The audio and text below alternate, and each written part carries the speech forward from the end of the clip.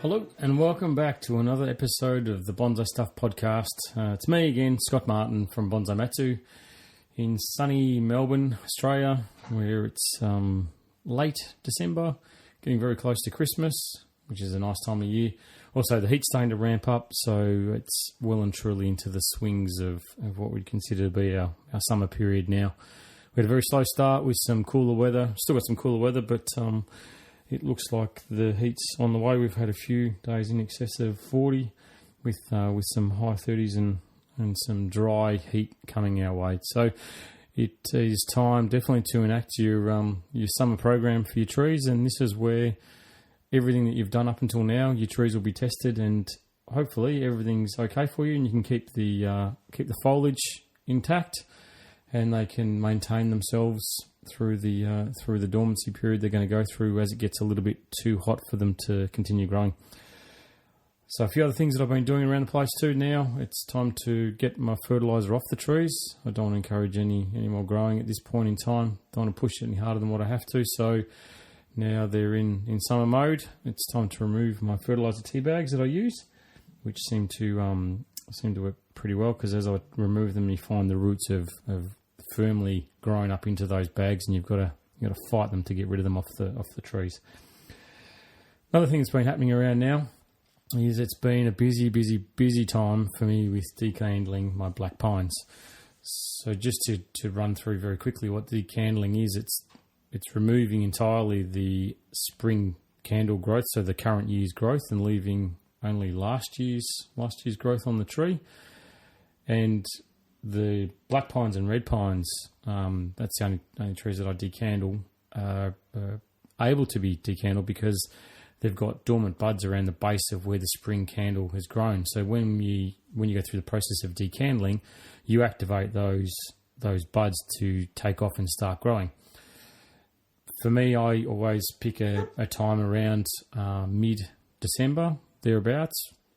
Earlier for bigger trees and later for smaller trees, because of the time left in the growing period for the trees to produce the new buds and grow the new needles. So if you decandle earlier, that means that you have a longer period for the new candles to grow, new buds to grow and develop, and needles to grow, so therefore they'll be slightly longer.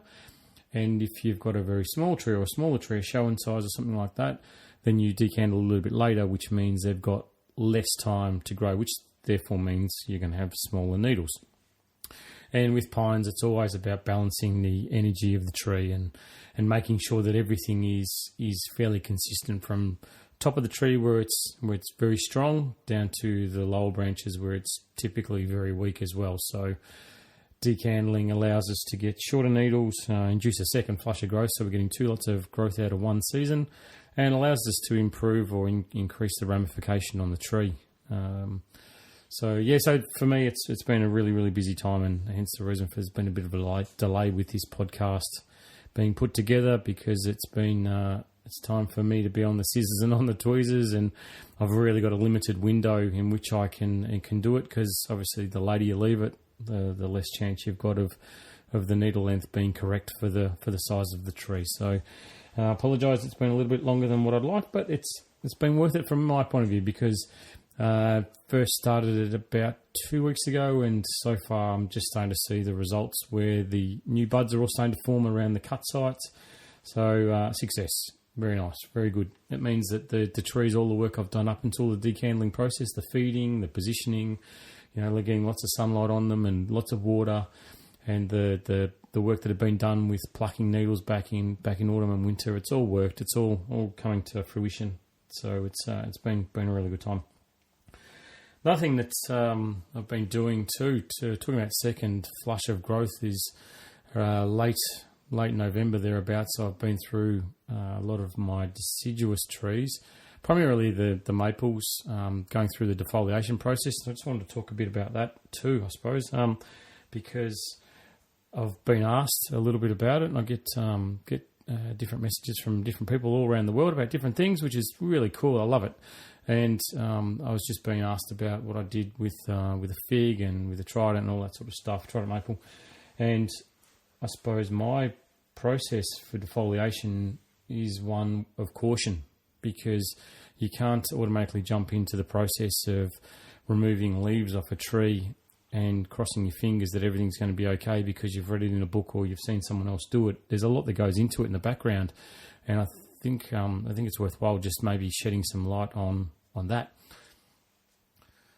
A lot of people that I talk to with my teachings and classes and stuff like that, it's the primary focus before you do anything on your tree should always be the focus on the health assessment of the tree.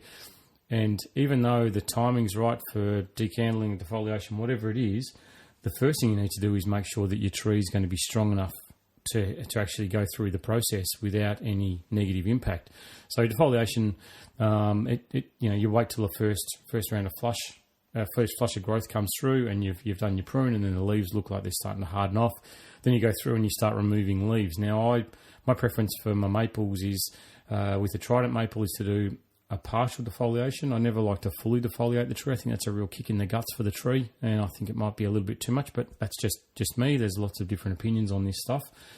But I like to keep a certain range of leaves around the tree at different points to help draw nutrients through and along branches. I find that I have experienced in the past where you do a complete defoliation, you may have it where the branch that you're working on just suddenly dries up and dies.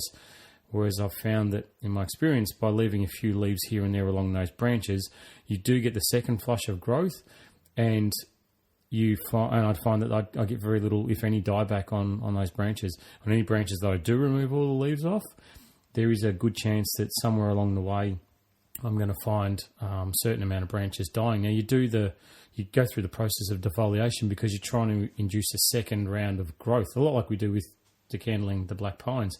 But you don't want to go through the process and then suddenly find that you've lost half of the original growth that was on the tree. You're better off leaving the tree for another year, just with a single flush of growth that comes in spring, pruning that, leaving the tree, letting it muster up its strength and get stronger.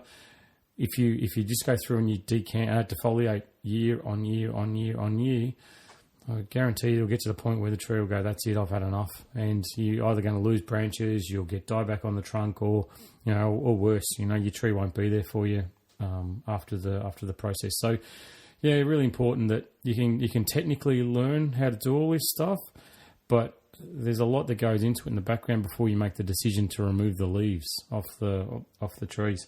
When you get it right, it's great because that second flush of new foliage, will often result in stronger, brighter autumn colouring for the trees as well. So, if you get a tree that you don't defoliate and you leave the original leaves on it, then you might find that when it gets to autumn time, those leaves are very old and they might go yellow and brown and fall off. But I found that when I can get the new flush of growth on the trees by the partial defoliation, especially on a trident maple, you can often generate some really nice, vibrant, bright reds and oranges throughout the autumn process. And that's what I think, bonsai excites me, all the different species that I have, because each one does something different. And at different times of the year, I love to look at them, whether it's a prunus that flowers at the start of spring, it makes me go, wow, that's beautiful. But then, it comes into leaf, and I'll sort of put it on the back of the bench and go, yep, I'll see you again next spring when you come out and do your beautiful thing. So they all have different appeals to me, and I think that if you can, as I said, if you can read the tree and understand the tree and get to know the tree and look after it as it needs to be looked after, and make sure that it's got the strength and energy that it needs to go through the different processes that we can use on our trees to develop them at a good rate, then you can get quite a lot out of defoliation and decandling and that sort of thing.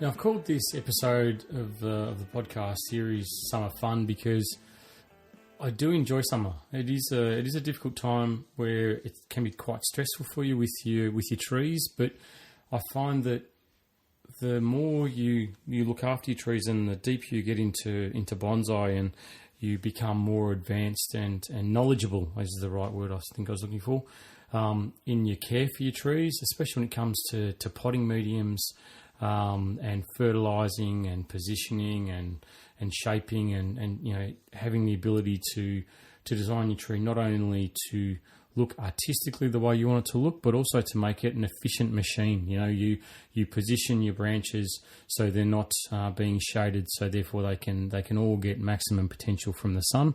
When you can get all that stuff right, when summer gets here, it's not as daunting as what you'd think. So if you can have a system set up in place where you can ensure that your trees get watered and get into an environment that can be protective for them when it's excessive temperatures, then by all means, I can still have fun. You can go for a swim, you can go to the beach, you can have a surf, you can do all that sort of stuff. But you need to make sure that you've got the systems and the ability to provide what the trees need when they need it, which is not food related, but it's more moisture, water related, and protection related. If you can still do all those things, then you can still have a holiday. You can still get away. You can still enjoy yourself. You don't need to be chained to your trees. I think anyone that sits looking out the window going, it's mid-30s, that's it, I'm staying home, I'm not doing anything because my trees need me, I think that maybe you need to have a look at how you're maintaining your trees and see if there's a better way of doing things. Because with this, with modern technology and different watering systems and solenoids and all that sort of stuff that you can get, the ability to have a trip. When I went over to Japan, still need to water my trees, and I've got my lovely wife certainly helps me with that. But having the ability on my phone anywhere around the world, as long as I can get data connection to water my trees and tap into cameras and have a look at. I know it's a very advanced system, and 99.9% of people won't need something like that. But around the different outlets around the world, I'm certain that there's different devices you can use now which tap into your home network that give you the ability to run a fairly advanced system for a fairly cheap price. And when you consider the costs, not financially but emotionally, for your trees and how much you put into them, then the monetary outlay for a system like that is pretty insignificant in the scheme of things. Really, it's I think everyone's been through the trauma of having someone else, a neighbour or something, look after a tree or trees and come home and find them completely cooked after a couple of 45-degree days. It still happens to this day. You can get professionals to look after your trees for you and do the hard work. That's another. So if you don't want to invest in the system, you want someone to maybe give them a bit of a haircut and make sure they're looked after for some time while you're away. That's a great way to do it as well. But you don't necessarily need to. You can certainly put in systems yourself. My advice would be, again, from experience, that it's worth spending a few bucks more and getting a better system up front than working out the hard way. Like with most things, you only get what you pay for. And when you're talking about reliability of a watering system, the controllers can be paramount to making sure that you get success in that area. So I think summer can be a really good time where it's nice to spend.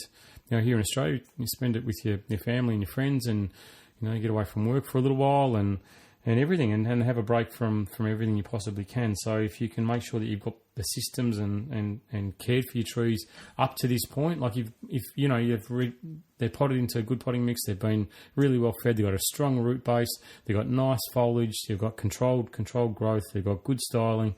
There's no reason why you can't make sure that you can have fun through the warmer weather as well. Another thing I want to talk about was I've had a few other questions from different people along the way, and one particular Robert asked me if I could at least go through something on seedlings and how I work with very young trees. And what I do is a simple process. I work on the trunk first. That's the first and only thing I really think about when I first work on a young tree, is to make sure I get the shape that I want, and also start thinking about roughly what size I would like the tree and whether I'd like to container grow it or put it into the ground. So first up with your trunks, I shape them style them, get some pretty heavy movement into the trees, and make sure that they look as drastic as they possibly can. Because as things start to grow and get taller and thicker, those dramatic bends tend to tame down quite significantly. So a piece of advice I'd give you would be to be significant with your bends and quite drastic with it as well. And also, don't think just left and right, but think backwards and forwards. It's very easy to look at it two-dimensionally, just left, right, something like that. But actually twisting and spiraling and that sort of stuff too, trying to get some kind of nice movement in the tree will pay dividends a long way down the track.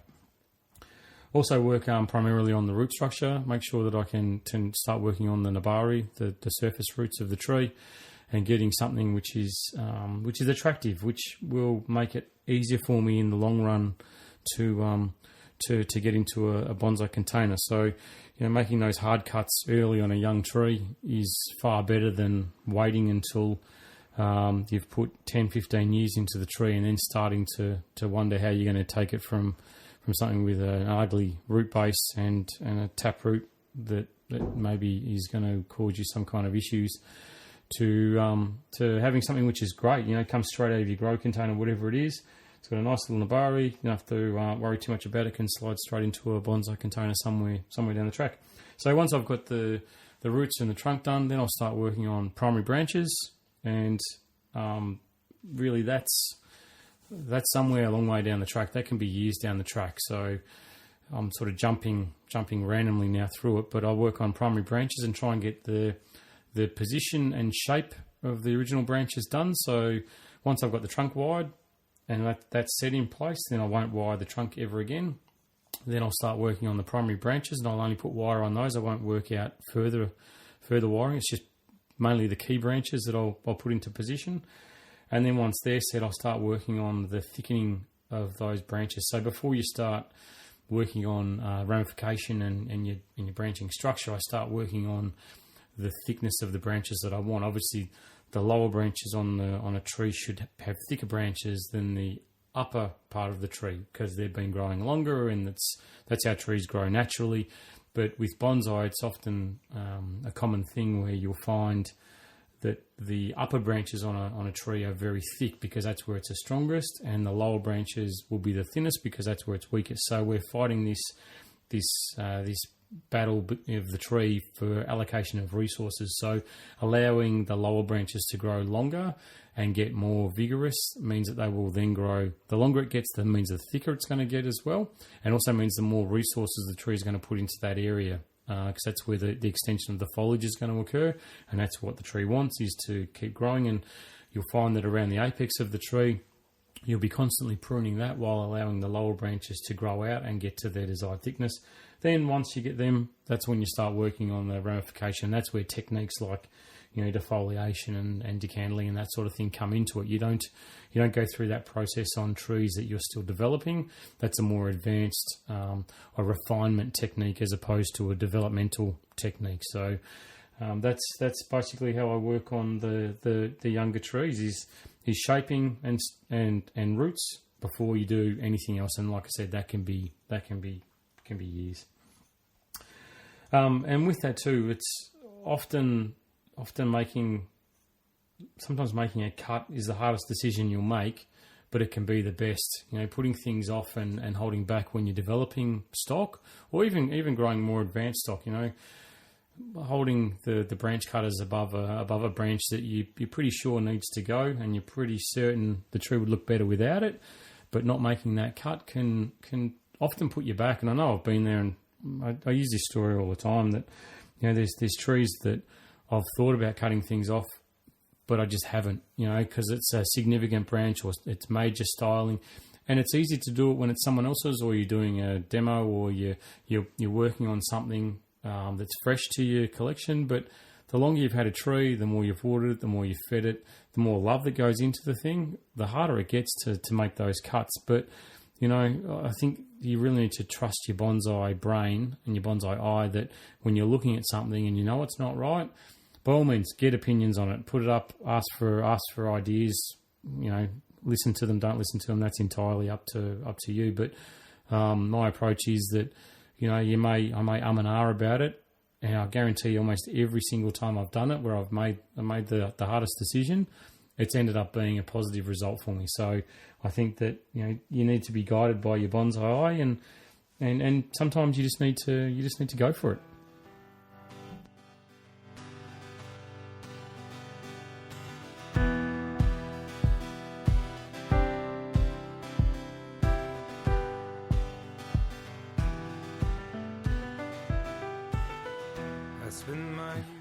Of being disheartened with bonsai, because it happens. It happens to everybody. There's something that happens to you with one of your trees. You miss something. You forget something. You get distracted. Someone says something, or you get an opinion that you don't like, or whatever it is. It happens, and I just want to go what happened with me personally.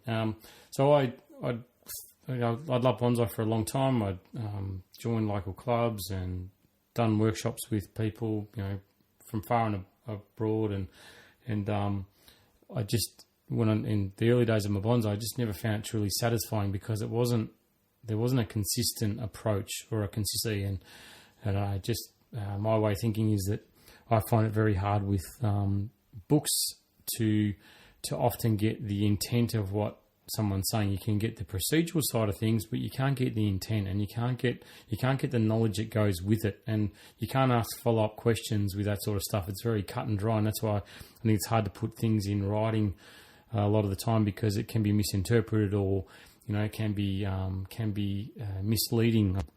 So I'd got to the point where at one point a long time ago, I put my scissors away and walked away from bonsai, and it was just too much. I love trees. I've always loved trees, and I love working with bonsai. I was smitten by the thought of having these old beauties on my part of my life for forever, and it just wasn't happening. I just couldn't work out what it was. It was me. It was being too aggressive. It was lacking patience. It was not having the knowledge, basically, for what was the right thing to do. So. Anyway, then the chance came up to go and study in Japan, which I did, which I loved. It was really good. IGN, which I've talked about before with Peter T, and I loved it. It was really good. But it was also like flicking a switch for me. It was going from seeing my trees and trees that I'd had an association with in Australia to somewhere where it's third and fourth generation trees, which had been handed down along the lines, and everywhere you looked, trees were 100 plus years old, and the styling on them is amazing, and the amount of effort that's gone into them, and the care and the love and development. While it's overwhelming when you first see it all, it's also disheartening, because I got home from there fully fired up. I'd got so much out of it, so much knowledge and so much desire and passion and drive.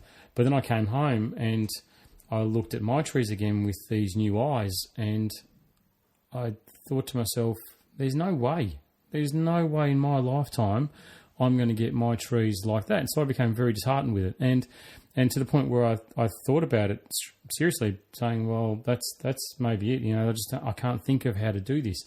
And then I realized that it's a process, it's a path, and your trees, don't necessarily need to be 100 plus years old to be fulfilling and to be developed and put a smile on your face. And I think that once you take away that desire to have what someone else has got, and you start working on what you've got for yourself, by all means, get educated. That's the biggest piece of advice I can give you, is get education in bonsai and horticulture, and look at look to the best people that you can possibly get your hands on to that will give you the information that you need. Everyone will give you advice, whether you listen to it or not. As I said before, it's completely up to you. But if you look at someone's trees and the longevity of what they've done, and their styling and their approach and their mannerisms and their personality, like if you get on well with somebody, then grab as much information as you can possibly get, because that's invaluable. You really, that's what you need. Is you need that deep desire to want to learn how to make good bonsai and how to make them live forever, and have the focus on them of never being finished. You hear that all the time in bonsai, but you don't focus on what the end result is. You focus on what the next step is, and what the next step is, and what the next step is. It's like building a house. Every house is built one brick at a time, and if you do one step on your trees every time that you work on them at the right time and correctly do it, then I guarantee you will get a lot further with your trees than what you think over a very relatively short period of time. You can always come across, trees that you buy that someone else has put a lot of time into. That's great, but it doesn't always need to be that you're buying trees that are 50 plus years old to get a developed tree. You can start with something quite young and put the right time into it. And it's amazing how quick time goes. Anyone who's ever got kids or pets or whatever it is, anytime you've got a reference point in your life to something getting older, it's amazing how quickly the seasons go past. I get amazed that when spring and autumn come around, because I've got to make up 500 fertilizer bags to use on the trees, and not only do you just get it done before you get a tap on the shoulder saying, hey, you've got to have those trees fertilised next week, and you're back to scooping blood and bone into a little tea bag again. So it does happen very fast, and I think that should be your focus, is getting as much information, correct information as what you possibly can, and then applying it step by step by step, and not rushing to the next point. The rushing part, from my experience, again, the rushing part is where things go wrong. Drawing breath, sitting back, letting your tree do what it's got to do, building its strength up, doing that health assessment on the tree before you do anything to it, will pay dividends for you year on year. And sometimes missing a year of the required work at that time of the year, missing defoliation or missing decandling, allows the tree to strengthen and build up its resources, will mean that next year when you do it, it's going to get the result which is going to be twice as good as what if it survived doing it the year before. So just got to be mindful that you can make a great leap forward with your bonsais by getting correct information from the right people and the right resources. And the world's a small place now. You can see by sending one email you can get in touch with someone, or reach out. And generally, people in bonsai are pretty kind and pretty caring. So you'll find that there's always resources out there for you if you ask and you look at it the right way. If you are interested in bonsai and you're from within Australia, then by all means, please have a crack at some of our natives. They are amazing. They make some of the best bonsai. There's so many different species. The true benefit of using your natives in your local environment is that's where they grow. That's where they thrive. So bringing the exotics in, I love exotics. Don't get me wrong. I love my black pines. I've got so many exotics that I look at every day, and they put a smile on my face. But there's also a bucket load of natives that I've got that do exactly the same, if not more, because you might be surprised at how quickly you can develop a native tree into a really nice high quality bonsai. And we don't need to fight the cultural aesthetics of bonsai and where it comes from, whether Japan, China, whatever. I think that our natives can fit into that same environment as well. Whether they're in a Tokonami pot or they're in a freeform slab, whatever it is. I think that they have characteristics which open them up to be suitable for all of that. So they don't need to take a certain look. And the talk of Australian bonsai styling is, I don't know, that's a personal thing. I don't really push any kind of styling with the trees, but if you think that, if you've ever been to a native show, you'll see some are styled as to how you'd see them in nature, and some are styled to look like a classical bonsai shape that you'd expect. But that's the same for all trees. You can look at a trident maple, for instance, that's styled like an upright up and out branch structure. You can see them where their branches cascade down. It's horses for courses. And my advice, as always, is if it puts a smile on your dial, then have a crack, have a go at it. You don't need to be dictated to because of pictures you see on the internet or getting a book or because of what someone says. But our natives, like truly, if you can do yourself a favour at all over the next little period, you'll find that they grow almost non-stop throughout the whole year. And it's great because if you can work the trees correctly and you can fertilise them correctly and get them in the right spot, right soil mix, right amount of water, all that sort of stuff, because they do love the water, then you'll find that they respond 10 times quicker than almost any other species you'll work with, from my experience. Other people may find them different, but I think that they're absolutely fantastic. So get into the natives if you can. So that's it. We're done. We're finished. Thank you very much, as always, for tuning in. I can't understate how much it means to me to get the communication that I have with you guys and girls and everybody around the world, from Brazil, Germany, England, Australia. It's just, I love it. It's fantastic. It makes the world seem like a small place. And if this crackly voice helps inspire one person to pick up a pair of scissors and walk out to their yard and do some work on their trees, then that fills my heart with joy. And I'm so glad, because that's the intention. It's to make the world of bonsai far more approachable and engage with you on how I'd talk to anybody, how I'd talk to one of my kids or one of my students. I love it. I think this is going to take off next year as well. I've got a whole plan for the podcast structuring for next year, which will be slightly different and take a different approach. So thank you for tuning in. Please continue to log in, and if you'd like to get in touch via any of the socials, Facebook, Instagram, whatever it is, or you can email me at scott@bonsaimatsu.com, or go via the website bonsaimatsu.com and stay in touch, and have a lovely Christmas to everybody around the world. And thank you, and bring on 2020. Happy bonsai.